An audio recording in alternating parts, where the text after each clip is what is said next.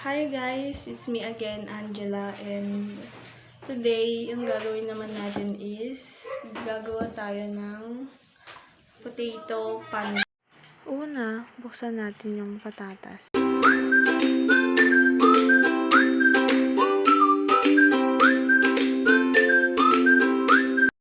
Pagtapos na, hugasan ito at ipakulo. Pag kumulo na ito, kunin at ilagay sa tamang lalagyan. And after that, ganito naman ang gagawin.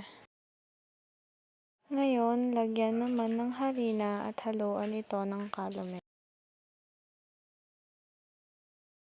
Kung gusto nyo naman, lagyan nyo ito ng itlog.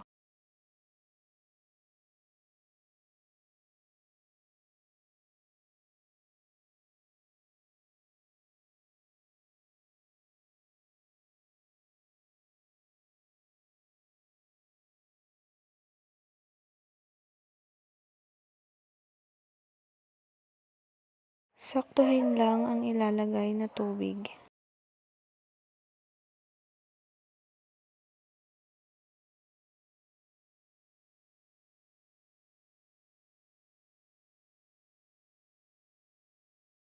And haluin ito ng mabuti hanggang sa pwede nang iluto.